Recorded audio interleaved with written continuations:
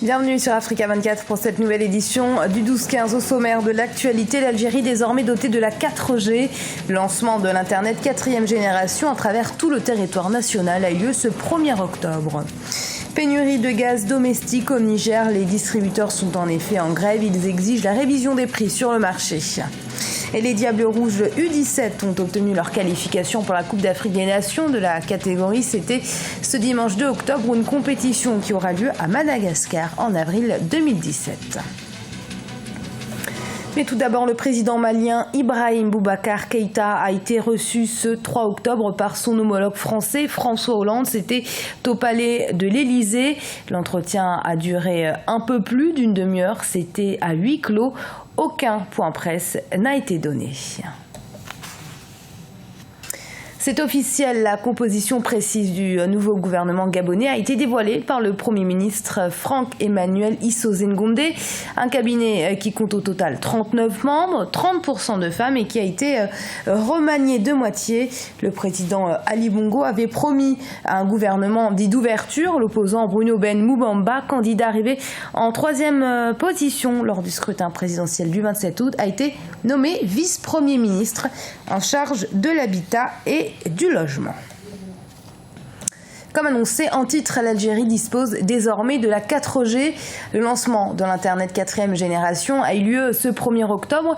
Une opération qui entre dans le cadre de la modernisation et du déploiement du réseau de télécommunications à travers tout le territoire national, en vue, selon les propos de la ministre des Technologies de l'Information, d'orienter le pays vers l'économie de la connaissance. C'est un sujet qui nous a été réalisé par Corinne Kamdem. La 4G désormais disponible en Algérie. C'est au siège de l'agence commerciale de l'opérateur public de téléphonie mobile, Mobilis, que Ouda Farouane, la ministre des Technologies, de l'Information et de la Communication, a lancé ce samedi 1er octobre l'Internet de 4e génération. Une preuve de l'engagement de l'Algérie, selon la ministre, à rattraper son retard dans le domaine de la téléphonie mobile.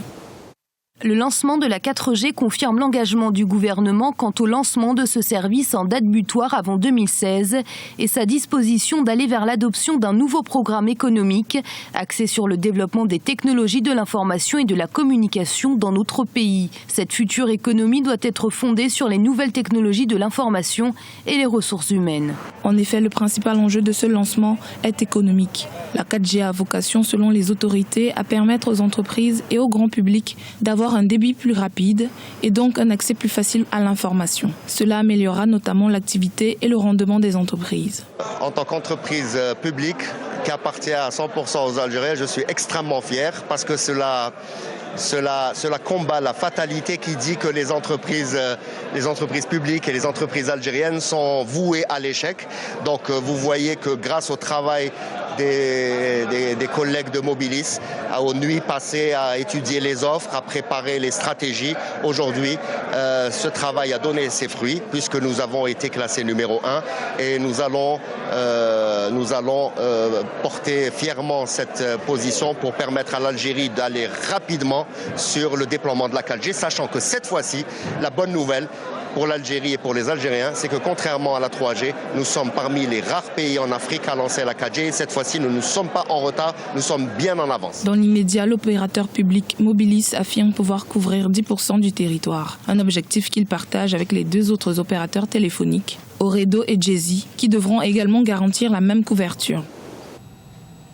Selon des résultats encore partiels, le président sortant du Cap-Vert, Joaquim Carlos Fonseca, aurait été réélu ce dimanche 2 octobre au premier tour avec plus de 70% des suffrages. L'élection a été marquée par un fort taux d'abstention, plus de 60%. Rappelons que dans cet archipel, doté d'un régime semi-parlementaire, l'exécutif est largement dominé par le Premier ministre, le président jouant plus un rôle d'arbitre. Depuis plusieurs jours, le gaz domestique fait défaut à Niamey dans plusieurs localités du Niger. Une pénurie causée par une grève des distributeurs de gaz qui exige la révision des prix sur le marché. Explication dans ce reportage de notre correspondant au Niger, Sadou Alizé Mokhtar. Le gaz se fait rare sur le marché depuis quelques jours.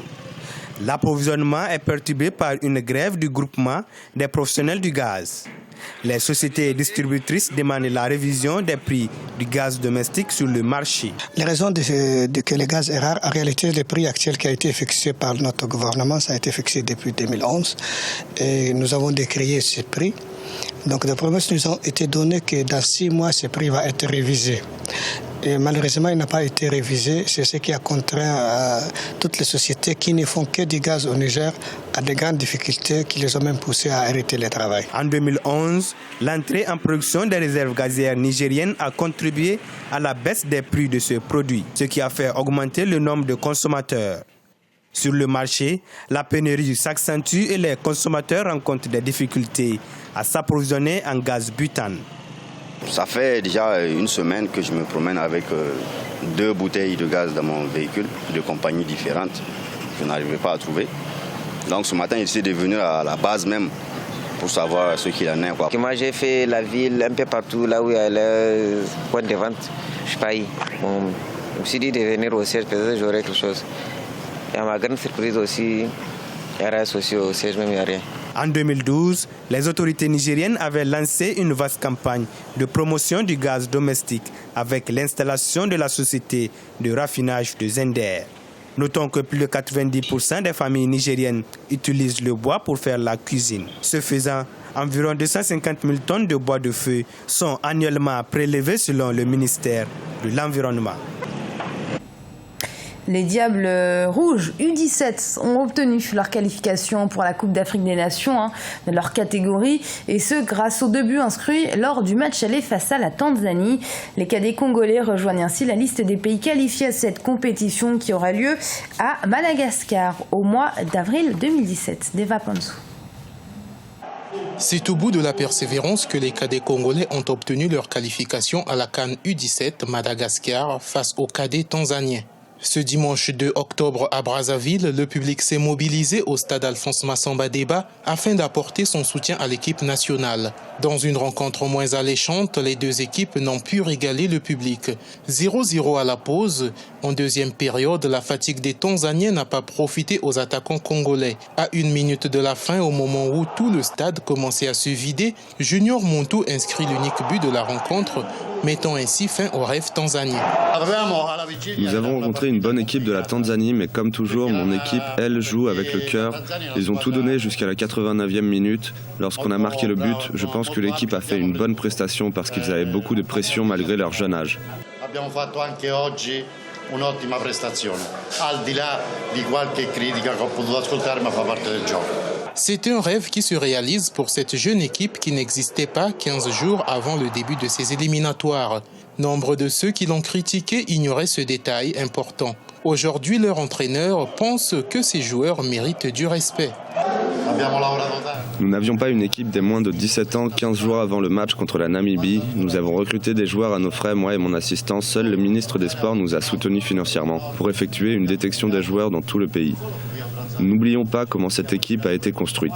Grazie al ministro poi ci ha fatto fare una trasferta anche per vedere dei giocatori a Evo, a Wando, e qualcosina abbiamo fatto, quindi qui non esisteva la nazionale.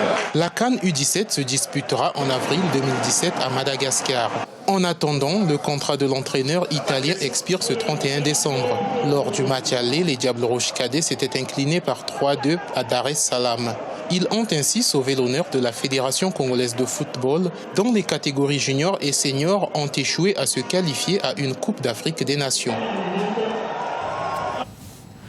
Et ce journal a été préparé par l'ensemble de la rédaction. Merci de l'avoir suivi. Restez sur Africa 24. Dans un instant, une nouvelle édition de l'information.